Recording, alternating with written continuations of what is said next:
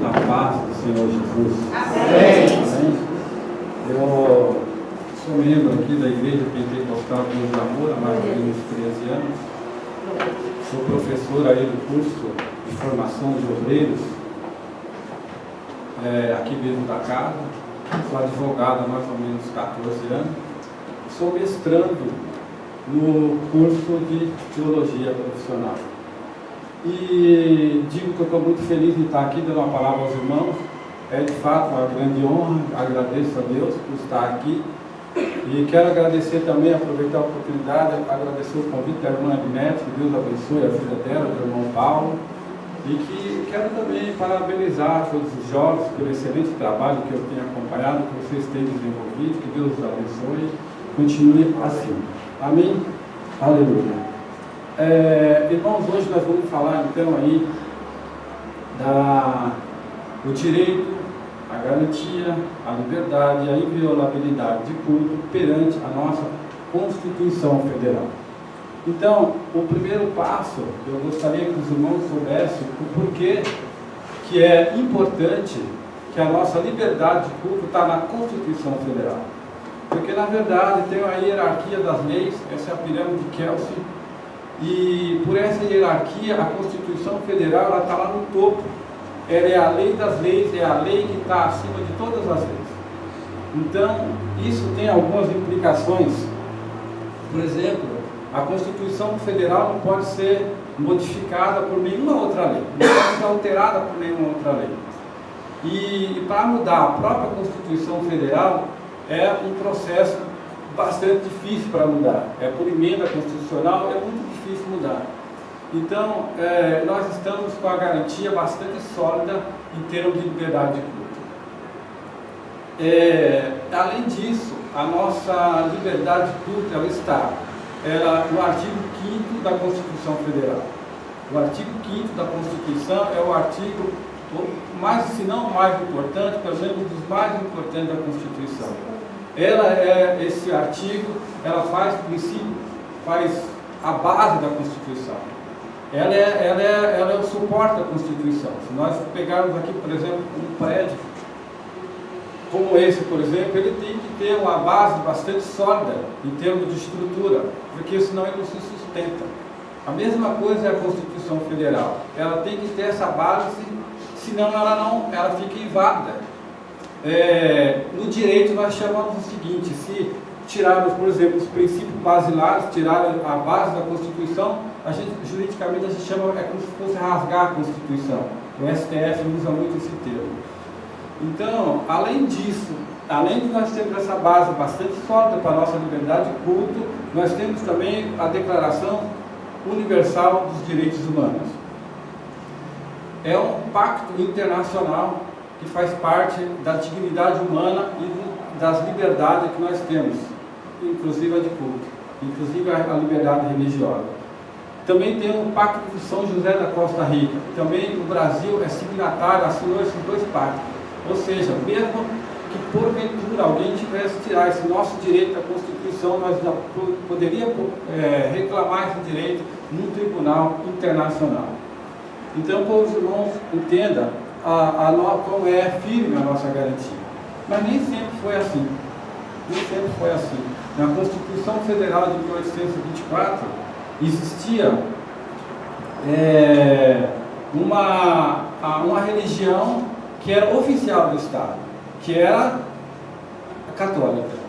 E aí é o seguinte, naquele tempo, por exemplo, esse templo aqui, ele não poderia estar aberto. Aqui nós não poderíamos estar aqui agora, ele não podia estar aberto. Aliás, ele não poderia ser nem sequer construído, porque a prefeitura não ia dar o alvará de construção. Naquele tempo não poderia, só igrejas católicas poderiam ser abertas, poderia ser construída.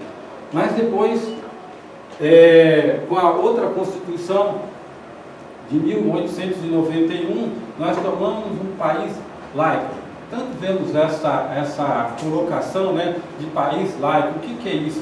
País laico significa que nós podemos professar qualquer religião. Qualquer um pode ter sua religião, tem a liberdade de escolha da sua religião, para escolher a religião ou não escolher nenhuma religião.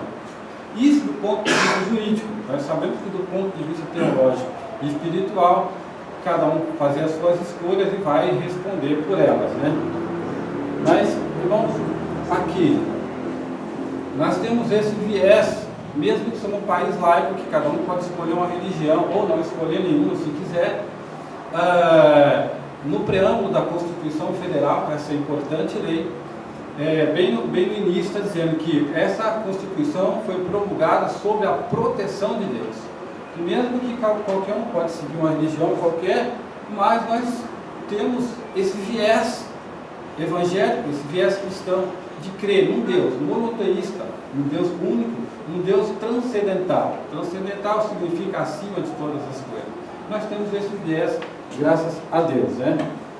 Pois bem, o artigo 5º diz que todos são iguais perante a lei. E esse é o artigo, esse é o inciso mais importante para nós evangélicos, que é inviolável a liberdade de consciência, a de crença, sendo assegurado o livre exercício dos cultos religiosos e a garantia na forma da lei da proteção dos locais de culto. O que significa isso? Significa que nós temos primeiro a nossa liberdade de consciência. A liberdade de consciência é um termo bastante amplo, é consciência filosófica, de comunicação, científica, né? É bastante amplo. Mas dentro dessa liberdade de consciência, nós temos a liberdade de crença. Aí a liberdade de crença já direciona já ao tipo de religião que nós escolhemos. Em que nós cremos? É interessante, quando eu comecei a pesquisar e relembrar, que nós temos uma religião, nós escolhemos, e essa questão está na lei. Eu achei bastante interessante isso, que essas escolhas estão na legislação, nós temos legalmente o direito de escolher qual a igreja que nós pertencemos, qual a religião que nós professamos. Pois bem, dentro da liberdade de crença, nós temos a liberdade de culto, porque veja bem, a liberdade de crença diz mais respeito à questão interna, no que eu creio, no que eu acredito, diz mais respeito ao quê? Ao livre-arbítrio. Mas não é só isso a religião. A religião ela tem que ser exteriorizada. Nós temos que colocar e levar, como é esse projeto, por exemplo, tem que levar ao mundo a religião. E de que forma que nós fazemos isso? Através da liberdade de culto. Hoje nós temos, naquele tempo da primeira Constituição, por exemplo, nós tínhamos liberdade de crença, os evangélicos e os protestantes, mas não tinha liberdade de culto, só era da Igreja Católica. Hoje não.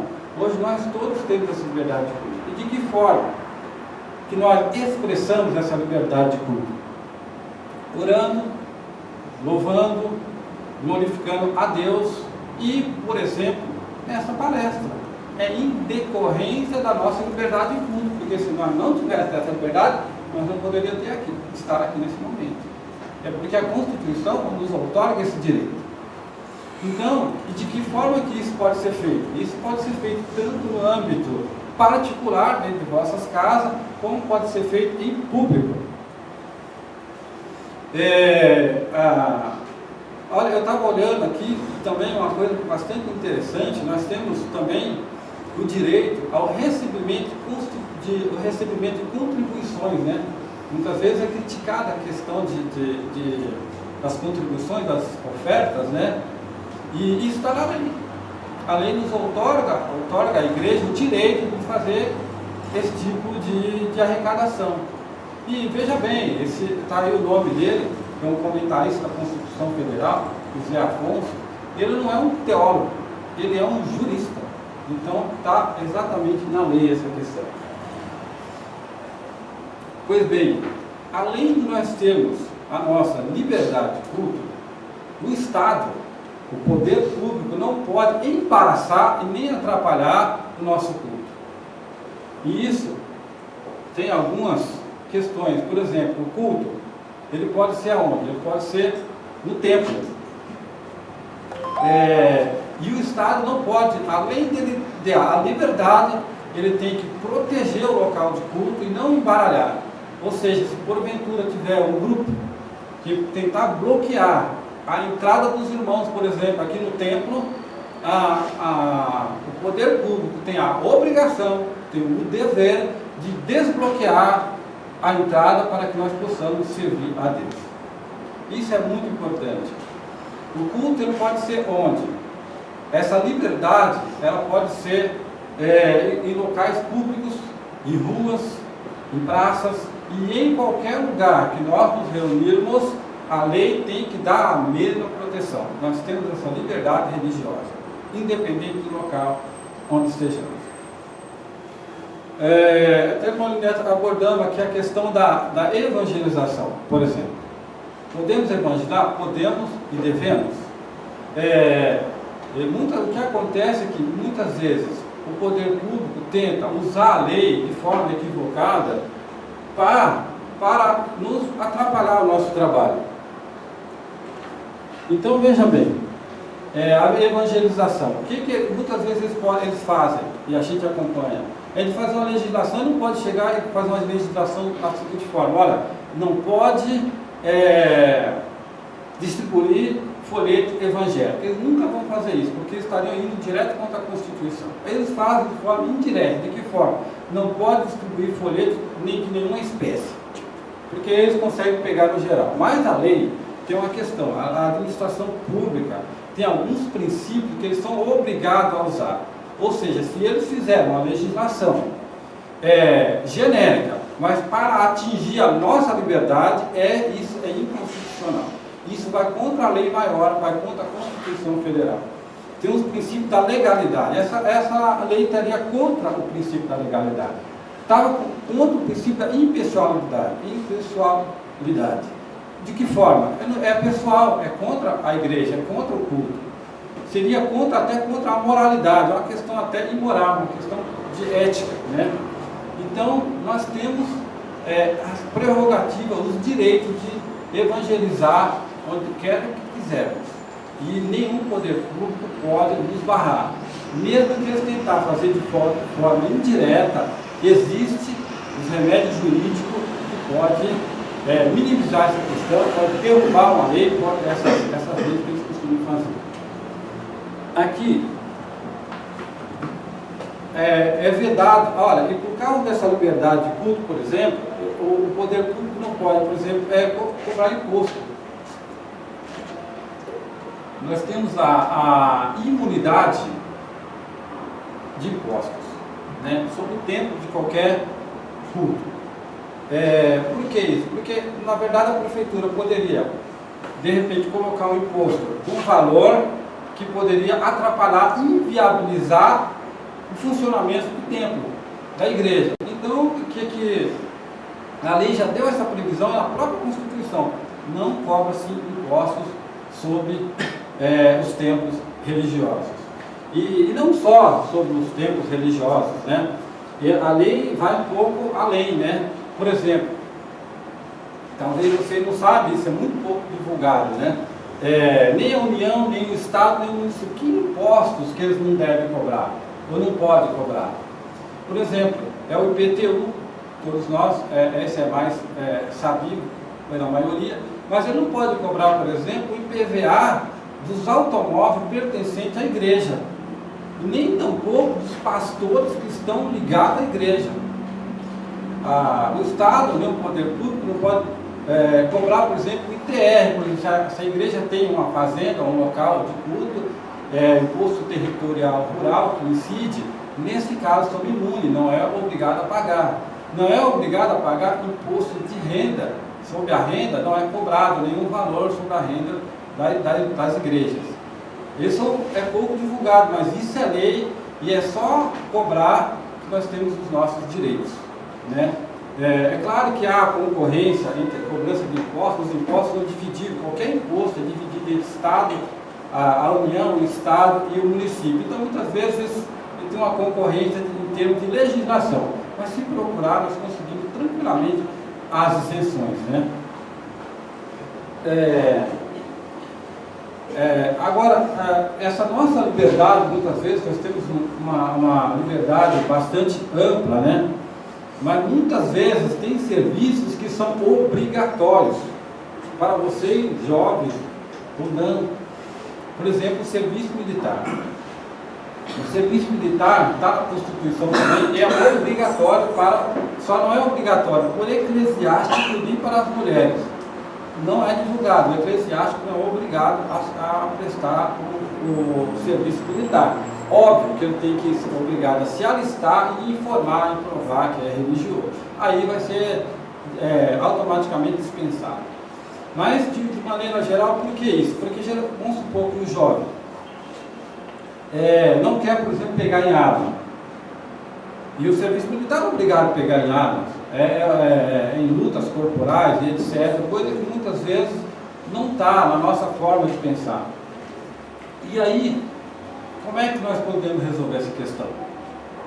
Eu diria, pergunta ao Dr. Moura, mas já digo de antemão, que na verdade há uma lei que tem um serviço alternativo. Você não pode isentar, falar, não vou servir e ficar por isso mesmo. Não, ele pode dar um serviço alternativo para o jovem que não quer servir o exército. Por exemplo, serviço filantrópico, de assistência, um serviço administrativo, por exemplo, trabalhar na cozinha, que são serviços que não é especificamente do serviço militar.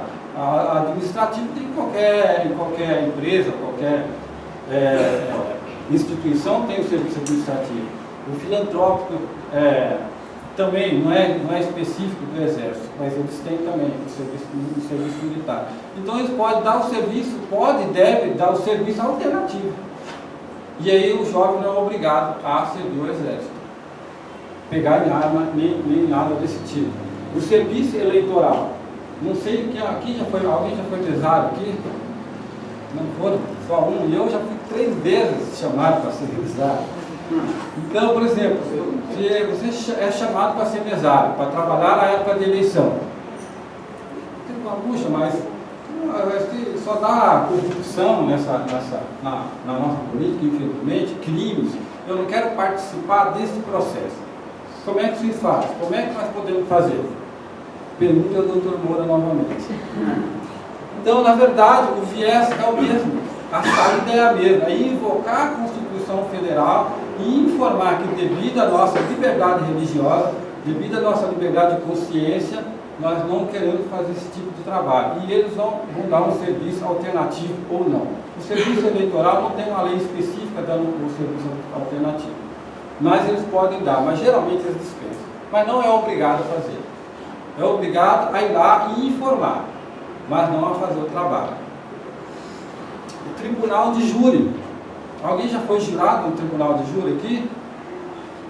O tribunal de júri, como é que funciona? Nos crimes dolosos contra a vida, ou seja, o homicídio, por exemplo, quem julga não é o juiz. Para que vocês saibam, quem julga é o quê? É o tribunal do júri. E quem é o tribunal do júri? É composto por pessoas comuns da sociedade. Qualquer um de nós podemos ser chamados, nós advogados é mais difícil, mas qualquer um de nós podemos ser chamados a prestar esse tipo de serviço, ser jurista, participar do júri lá. E lá, o que faz o júri? O júri julga. Não é o juiz que julga, é o júri. Quem é que vai condenar ou absolver o réu criminoso não é o juiz, é o júri, é as pessoas comuns que vão lá julgar.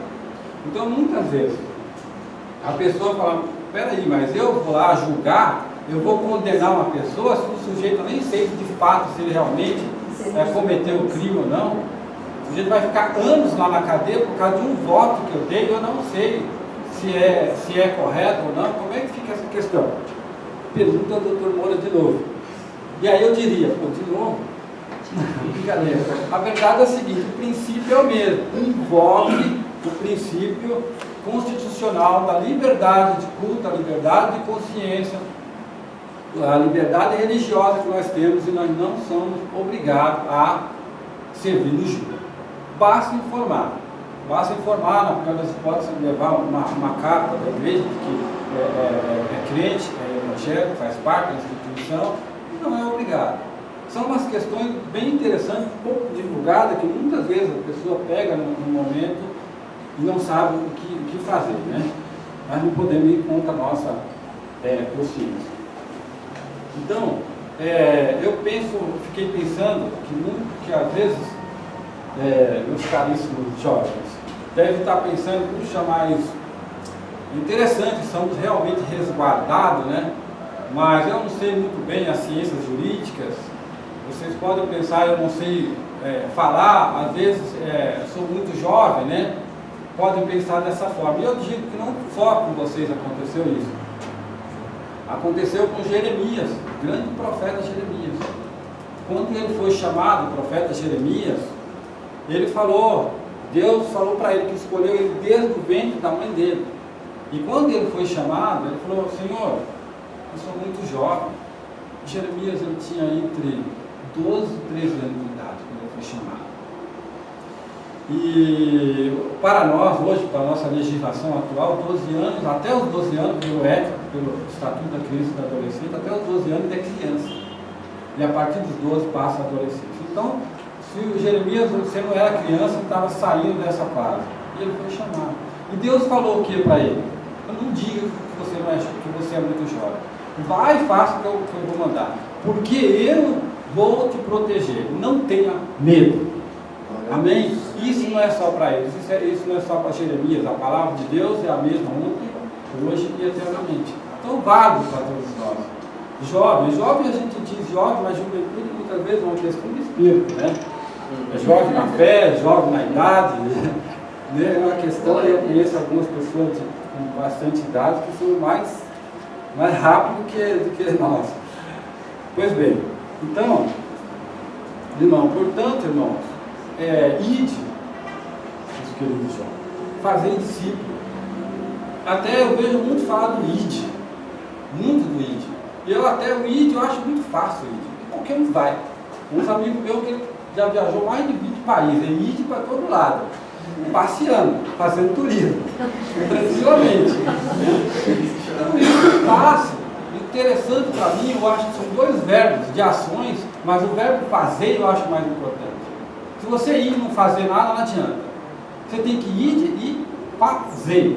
Porque o fazer, porventura, o fazer muitas vezes não precisa nem de ir, né? Pode fazer discípulo da sua própria casa, via internet, ou na escola, ou na faculdade, ou onde quer que esteja. Mas o mais importante é o fazer. Via o WhatsApp você pode fazer, não na hora do culto, tem que desligar o celular na hora do culto. Glória a Deus. Depois, fora do culto, podemos sim evangelizar até mesmo via WhatsApp. Então, irmãos, pratique o id, mas não se esqueça de praticar o fazer. Fazer é muito, muito importante. Pois bem, então, irmãos, nós sabemos que nós temos as nossas leis e também temos a lei de Cristo, a lei da Bíblia, a lei que está nas Escrituras Sagradas, não é verdade? Então, onde nossos olhos têm que estar voltados, de modo geral, é para a lei de Cristo, né? Porque o apóstolo Paulo ele disse, o fim da lei é Cristo, está lá em Romanos 10, 4. Então, temos a proteção da lei, uma proteção bastante sólida, uma proteção bastante firme, e isso é muito bom, porque Deus deu isso para nós. Mas nós temos que ter em mente que a lei de Cristo está acima de toda a nossa lei. Ela está bem, nós estamos num nível inferior, e a lei de Cristo está no nível superior, bem superior aqui. Então, pode falhar as leis federais, as leis municipais, pode falhar a Constituição, o Pacto de São José da Costa Rica, os direitos humanos, pode falhar tudo, mas a lei de Deus não falha. Ela é para sempre. Então, nós temos que ter sempre esse viés. Não tenha medo, como Deus falou para Jesus. Vá e faça, vá e fazei. E não tenha medo, não temas, porque Deus é contigo. Pois bem, eu vou deixando aqui uma reflexão para os irmãos, no sentido de que eu prefiro ficar do lado de Deus e ser julgado pelo mundo, do que ficar do lado do mundo e ser julgado por Deus. Vou ficar do lado de Deus. Não importa o que aconteça, seja como for, ficamos ao lado de Deus. Então, irmãos, eu estou deixando aqui também os artigos mais importantes da Constituição Federal para nós evangélicos, para nós crentes. Esses são os artigos mais importantes. Essa lei federal de baixo é a lei que diz respeito ao Exército. A questão do Exército é onde que dá mais incidência de problema com questão evangélica, com questão do Exército, pegar em armas. Está ali a lei para os irmãos. Olhe isso, fotografe, coloque no grupo. Pois bem, irmãos, a gente diga ao irmão, agradeço aí a presença dos irmãos, dos jovens, continue firme e saiba que Deus está com eles. Amém? Aleluia.